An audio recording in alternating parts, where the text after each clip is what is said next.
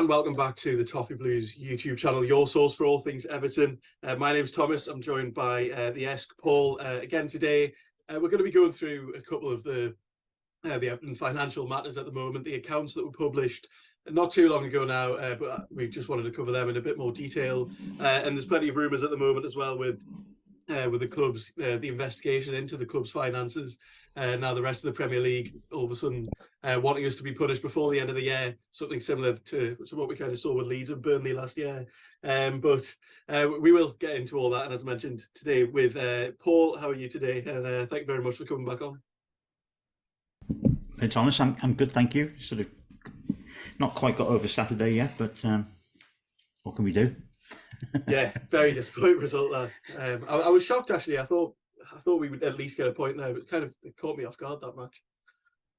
I think it caught everybody off guard. It was just like one of those days. I don't think Dyche covered himself with much glory, and obviously the players on the pitch didn't perform. Virtually nobody performed to a decent standard. Thought we scored a good goal, but apart from that, the rest of it was rubbish. Yeah, and I think it caught me off guard mainly because I'm sure everyone looks through the fixtures, looks where what points we can get.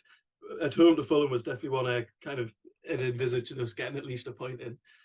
So worrying times on the pitch, and obviously since the publishing of the accounts, seems to not got more worrying. It's something that we all knew all along, but kind of the implications that it had for the club's long-term future. So we could probably just start just at kind of what we expected. What could you just give us a brief kind of breakdown of the continued losses of the club in the last year?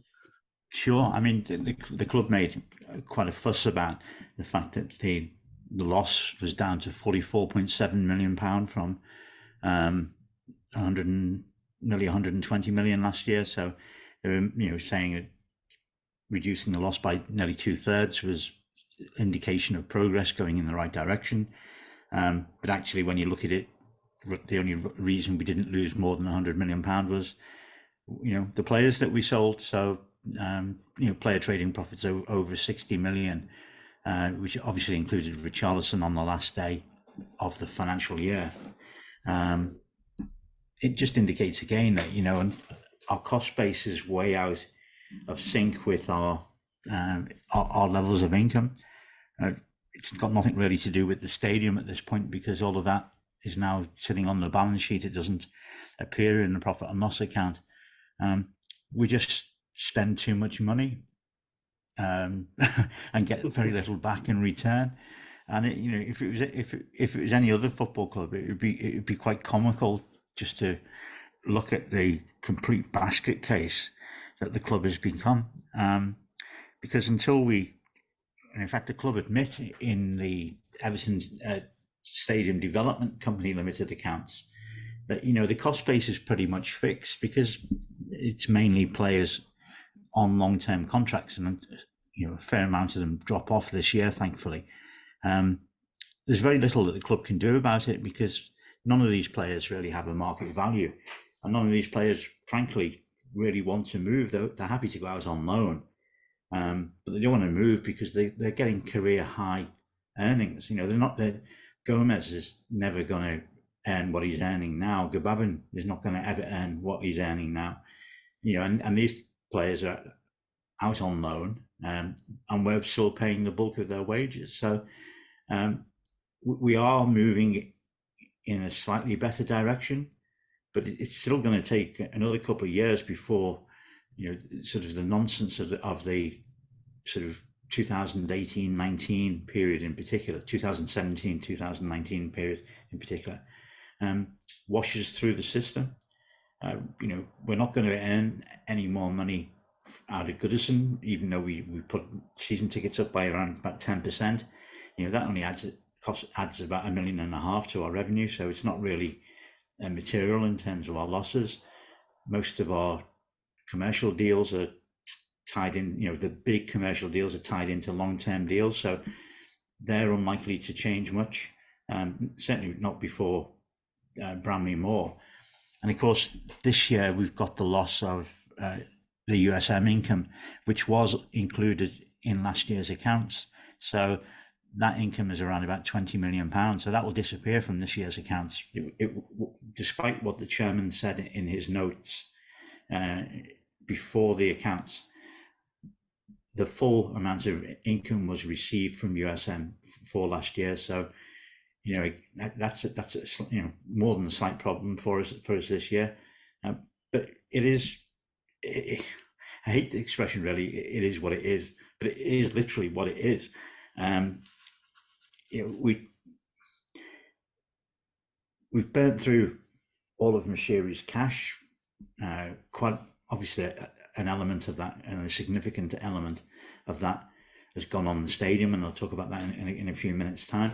But an awful lot of it has also gone on just meeting the day-to-day losses. If you're not cash flow positive, then you've got to raise money from somewhere, and there's only three ways effectively you can raise the money. You can sell assets, which is what we did, selling players. You can borrow money, which is what we did. 150 million facility with rights and media funding, who's not a mainstream lender, is an expensive sort of backstreet lender, sort of almost subprime. I think we used about 135 million of the 150 million facility that they gave us, and we owed 26 million to Metro Bank, which relates back to the COVID period. So selling assets, raising debt, or getting the shareholder to invest more money. And from the beginning of the last account period, so from the 1st of July 2021 to present day, so just over 18 months, well, a bit more than 18 months now, 21 months, Farhad Moshiri's put in another £300 million, which is, you know, a staggering amount, which takes his total investment to £750 million. And what's he got in return for it? Well, he's got a half-built stadium that he's spent about £450 million on now, and he's got a decimated squad and a football team, partially because of how we perform on the pitch, but also because of its commercial performance, that is just going to continue losing money. So it's all yeah. So just keeping it light then. So it's all a bit desperate, and it, you know, and I know people must get bored hearing me say this, but it comes back to the quality of the owner in terms of the attention to detail he's put in, but more particularly the quality of the management of the club, in terms of the board and in terms of the executive. You know, these people have a legal obligation to look after the club, and I think they've failed in that obligation. I think they've failed to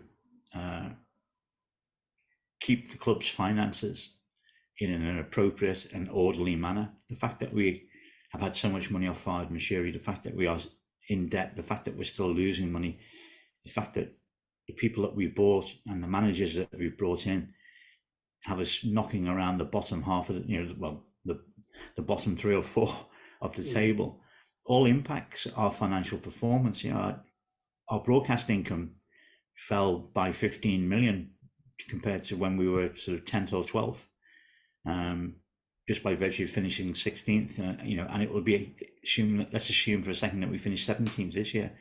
You know, it will be around the same level, and we just don't have the, you know, the spare capacity financially to lose this amount of income, because our costs are you know, pretty much fixed. So it's a very difficult set of circumstances that the club finds itself in, and that's before you start looking at any discussions about relegation or any discussions about what the impact of a independent commission is going to be in terms of the alleged breach of profitability and sustainability rules.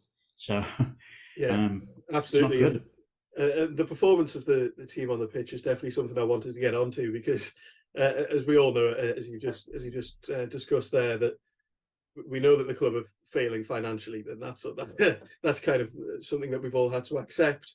Kind of when Moshiri came in, he definitely envisaged pumping a lot of money in, getting European football, getting the TV, getting, you know, just far more income that generally comes with the European qualification, and it didn't work out. But something that, as you kind of touched on towards the end there, that the performance on the pitch is kind of affecting us threefold at this point. It reduces the TV income, and if we do get relegated, we understand that the financial the problems that will bring. Okay, kind of following that discussion about the accounts, that we know we all have to accept the realities of the club's poor financial position, but something that was kind of always relied upon was, finishing a lot higher up the table. The performance of the team on the pitch, as we kind of jokingly discussed at the start, it does have kind of a fiscal effect on the rest of the club. As he said, the TV deal, we're going to get less money from that. And kind of going on to the rest of the report, discussing that there is a real, possibility that, there's a real concern around the club's ability to fund itself. If we do get relegated, and the board mentioning that they are, they're very confident that we are going to stay in the Premier League, and kind of the money that comes with that, but also the fact that there's been a lot of discussion in the past, kind of couple of months now, about the investment that's coming into the club. Rumours about how investment will pull out because they're not convinced about the performance in the league. I know that David Ornstein kind of mentioned in one of his articles today, or a couple of days ago, about 7 partners coming in, because there's been a lot of discussion, as we've definitely discussed on the channel before, about the investment from MSP, and I kind of thought that'd gone quiet, but do you kind of see it very differently? Yeah, it's my understanding that MSP is still planning to go ahead, and they're committed to around about £100 million worth of funding in the next few weeks. Yeah, but it's so if that happens, it's obviously good news for the club, but all that money will go towards the stadium. It's not going to go into the club's coffers per se. It's going to immediately be used on what we next need to pay Lango Rourke, one would imagine. It's definitely not going to be a case of helping Sean Dyche or anybody else who happens to be manager at the time in the transfer market. The 777 guys, I saw that David Ornstein article. From what I'm told, they're tire kickers. They're having a look, and they've been having a look for several months, going back to February, possibly January even. But I don't think they're serious, in the sense that if they're going to be equity investors, I don't think the valuation that they put on the club is something that's going to be attractive to Fahad Moshiri. Interestingly, MSP, if they do come in, are going to be debt funders. They're not going to be equity investors, so they won't, at least to begin with, they won't own a stake in Everton Football Club, although they'd probably get at least one board position, possibly two. They would be lending us the money, and then they'd be given what's called warrants, which is an option that might allow them to buy shares in the future, but they won't be an equity investor on day one. Whereas I think 777 they were looking at an equity stake, so they were looking at having some ownership of Everton, but I'm not convinced that's going to happen. Yeah, and just kind of if the MSP deal does come off, as you mentioned that you think it will, do you think there's going to be changes on the board, additions to the board? I probably won't see anybody going out, but will they demand seats on the board, you'd imagine? Yeah, definitely. I think one, possibly two positions on the board, non-executive positions, obviously, because they're not going to be involved day to day with the club, but they'll also have, as part of the condition of the loan, what's called reserved matters. So the club won't be able to spend money in certain areas, like, for example, buying a player. They'll have to go and ask MSP or get MSP's director's permission before they do things like that. So it will constrain what the club can and cannot do, because MSP are going to obviously want to protect their loan to the club, so they will have some degree of financial control. Obviously not total financial control, but they'll have a degree. They'll have a degree of financial control. Yeah, and kind of going forwards, and something that can really potentially affect the club's accounts in the next couple of years is the announcement this week that Premier League clubs are going to scrap the front of the shirt sponsors. For gambling companies, I don't think that's coming in until 2025, 26 season, I think it was. So what impact do you see that having? Obviously, we're sponsored by Stake, despite the fact that the club, released that statement and said they didn't want gambling companies on the front of the shirt because of the work in Everton in the community. So how do you kind of foresee this playing out in the next couple of years? Is there going to be a mad dash from gambling companies to offer a lot of money for sponsorship, and certainly any sponsorship that the club might get after will unlikely to be closed in the same value? Well, the front of shirt sponsorship for gambling companies has got another 3 years to run, isn't it? It's the end of it's the summer of 26 when it will be outlawed, or not outlawed. There will be an agreement between the Premier League and the government. Everton must have a break clause in the Stake contract. I mean, they had a break clause in the Kazoo contract, which Kazoo executed, not Everton. So there must be a break clause, one would imagine, between now and then. I don't think we're going to be in a position where, or rather we shouldn't be in a position whereby we still have Stake.com as our front of shirt sponsor in 3 years' time. I would expect, thinking about it logically and sensibly, that there will be a break clause at the end of next season, because obviously we're supposed to move into Bramley-Moore for the beginning of the following season. Now, we're not going to do it at the beginning of the following season. It's going to be later in the year, if not January 2025.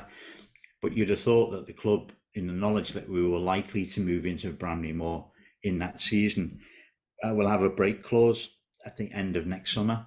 So I think if we're going to change front of shirt sponsorship, we'll do so at the end of next summer. So we'll have another 12 months of Stake.com, and obviously Everton will be wanting to sell the shirt front to a much larger payer, or somebody who pays more money, to put it more accurately, because we're going into a brand new stadium.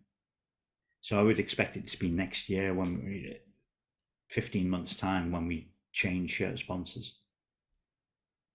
Yeah, and I just scribbled down before just a tiny bit of positive. Is it positive news for the club? I'm not sure about the Euros bid that the club's involved. I think we knew that for a while, but it just made official. But just kind of to break up how gloomy things can be good to see that involved. But one thing I did want to talk about before we concluded as well is something that's just popped up in the Athletic again this week. Something kind of similar to what we saw with Leeds and Burnley that year. That clubs around us are certainly pushing for sanctions on us. It is kind of always going to happen when a relegation battle is this close. But I know that when we discussed it last time, you mentioned how this is going to be a much longer process, and it's unlikely that any result will be found before the end of the year. Yeah, definitely. I mean, you've got to consider that if this is a truly independent commission, let's assume for a moment that it is, it won't be influenced by what the Premier League or what Premier League clubs want anyway. It's going to make its own mind up as to when the hearing will take place, as to how the hearing will take place, whether it's a paper-based hearing. So Everton submit their case, well, the Premier League submit their case and Everton submit their defence by paper. It could happen that way. Or it could happen that actually it's a hearing that's held in person, involving then people from the Premier League, people from Everton, lawyers on either side, etc. Obviously, the latter rather than the former is going to take much more time to put together, just because by virtue of the fact that you've got to get people together, find spaces in diaries and stuff. But I think obviously the newspapers like to print a lot of rubbish, frankly, a lot of rubbish, because it's not up to the Premier League, it's not up to the Premier League clubs when this commission takes place. It is entirely up to the commission. So one would hope that they wouldn't be swayed or influenced one way or the other by what they're reading in the media or what representation some of the other relegation candidates may be making. Yeah, so just a lot of nonsense that. So is there no way you expect the clubs could pressure that? Is it because I mean there's a lot discussed, especially with the government's investigation about the independence. I know this is something different; it's financial, but is this independent commission completely free from any pressure from any of the clubs? Well, you'd have to believe that it will be, because if it's not, or if it's easily, if it can be proven that it's been influenced by, Southampton, Nottingham Forest, or somebody else, just to name two clubs randomly, not accusing them of anything, but just to name them.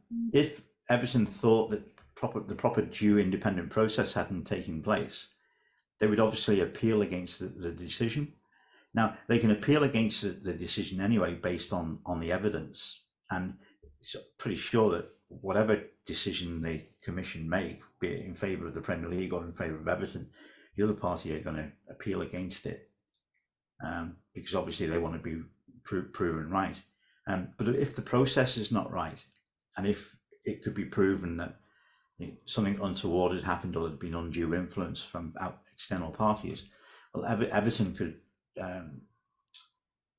appeal outside of the commission. They could appeal to a court of law in terms of arbitration proceedings, saying the proper process hasn't taken place here, and therefore we want this decision reviewed. So there are options open to the club. It would be ridiculously stupid of the Premier League and Premier League clubs to try to influence the independent commission, in my opinion. Yeah, it is. It does seem like it's very similar to last year, and it's all just a lot of noise in the media that, as I said, is kind of going to come part and parcel with. Well, I think last year, with being relegation candidates. Yeah, Thomas, I think last year was different in the sense that both Burnley and Leeds were proposing to sue the Premier League. They weren't proposing to sue Everton per se. They were essentially saying to the Premier League, look, you're the people who've, in a sense, Everton may have broken the rules, but you've allowed them to get away with it. And that's what the case would have been all about had it gone forward. Now, it didn't go forward. I think this is very, very different, because the Premier League have, I think we talked about this last time, the Premier League have taken that decision out of the hands of the clubs by putting the decision in the hands of an independent commission. So I think the Premier League have been quite, for their own purposes, not necessarily for Everton's, of course, for their own purposes, they've been quite clever about it, because they've effectively washed their hands of it and said, yes, we believe Everton are guilty, but now it's somebody else's decision to prove. Yeah. So yeah. The Premier League, the Premier League are their responsibilities. They've taken away their responsibility by handing it over to an independent commission. So it'd be fascinating if Everton did think they'd been unduly influenced, and that would obviously then lead to quite a significant legal case. Which all means it's not going to happen before the conclusion of this is not going to be before the end of the season, as we talked about a couple of weeks ago. So it's very difficult to see how it could be, whatever decision is made, and if it went against us, it'd be very difficult to see how they could retrospectively apply it, particularly if we were relegated, because we wouldn't then be in the Premier League. Yeah, well, I think that's very much kind of pretty much put that one to bed, and because articles like that are naturally gonna they do worry people. I know I always get people text me, because that's all people see. This is the face of the image that the club now has, that articles get published, despite a massive investment from Fard machinery. We're now at a point where we're being threatened with legal action and threatened with investigations because of where we are, but where we are, definitely, as I mentioned before, it's going to depend on the club's performance. The other thing about all of this, of course, is that yes, the media are making up or producing all of these stories and all of these theories and stuff, and you're right that the fans do get worried about it, but the club doesn't do anything to negate the stories, or doesn't try and defend its own position, and I'm very curious as to why they don't do that. I think I think two things actually on it. If they're so absolutely sure that we don't have a case to answer for, show the world why we think we don't have a case to answer for. And that does one of two things. It stops all the media nonsense that we're getting now, but it also gives the fans an opportunity to actually support the club and to support the club in the club's defence. Because if we know what the club's position is, the best advocates for the club are always going to be the fans. And I just think they're missing. I just think they're missing a trick here in not, obviously, maybe not giving chapter and verse, but in not informing the fans. Well, we think the Premier League are wrong, and we think they're wrong for the following reasons, whatever those reasons might be. I just think that would be, give the fans an opportunity to get behind the club, as against being concerned about what they read in the media and being concerned about what they don't hear from the club itself. Just my view. Yeah, no, I do completely agree. I think that the image of the club is just massively been tarnished, and as you touched on before, that the board and the owner's responsibility to protect the club financially, and it is a disgrace that we are kind of in this position, and it looks like this is going to be this. As you said, you didn't like using the phrase "it is what it is," but it's kind of just the bleak reality of the club, and hopefully we can stay in the Premier League. I mean, just before we wrap up, I'm not sure what do you make of the rest of the season, and what kind of position, what points do you reckon we're going to have to end on? Because I've had this discussion with quite a few people now that the magical 40-point mark is very much gone in the Premier League, and it has been for quite a few years now. So are you still confident that we're staying up? I thought that we needed probably another three wins, including the Fulham game. And maybe throw a draw in, in terms of what would have been the last 8 games. We obviously still need the three wins, and it's difficult to see where we get 3 wins from. If I'm being absolutely frank, I'm not entirely convinced that we've got it in us to stay up this year, and I don't like saying that because obviously everybody's negative and stuff, but I think that's how an awful lot of people are feeling, and I think that's part of why the atmosphere at Goodison on Saturday was not as good as it has been in the past. I think there's a genuine fear that we're not going to get the points that we need. Now it looks like Southampton are down, and possibly Leicester as well. So it may just come down to, can we get more points than Nottingham Forest? Yeah, I mean, I'm not sure whether it's a blessing or a curse that, we do still have to play Leicester, Bournemouth on the last day. But I mean, Bournemouth, I think, look pretty clear now that they seem to be playing well, and seem to be gone. It is. I think it's definitely worrying me more that the amount of teams that could have been relegated only a few weeks ago. If we were looking at Crystal Palace down, it was like any one of them could potentially fall in. But I mean, Palace, they look kind of very comfortable now. Wolves seem to be just picking up enough results. Bournemouth, as I mentioned, West Ham getting that point against Arsenal. I think there is a lot more of a fear this year, which seems weird to say because we've got Sean Dyche as manager instead of Frank Lampard, and we're in a very, very unfortunate position, especially after the Burnley match last year. But it does feel very bleak. I think I'm confident that we will still stay up. I think Calvert-Lewin coming back if he possibly can. I'm not sure how many minutes he's going to get before the end of the season, but if he can come in and score, I think that will make a massive difference, because the lack of goals, as we know, has been the problem all year. But that pretty much brings us to the end. At least we can. I say we wanted to fit in a bit of football chat at the end, but it wasn't much more positive than what we discussed for the prior half an hour. If you look at the number of goals that we've scored so far this season, and you sort of say, okay, extrapolate that out to 38 games, we're going to score 29 goals. There's only on one occasion in Premier League history, or in 38 game season history, let's put it that way, where a team has survived scoring 29 goals, and that's Huddersfield in the first season that they were in the Premier League. So, at the end of the day, it's going to come. That's going to be the issue. Have we scored enough goals to get enough points to stay in the league? And it doesn't look hugely hopeful from my perspective.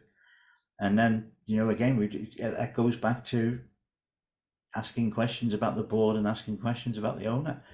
When we sold Richarlison, we knew we had to find a goal scorer from somewhere.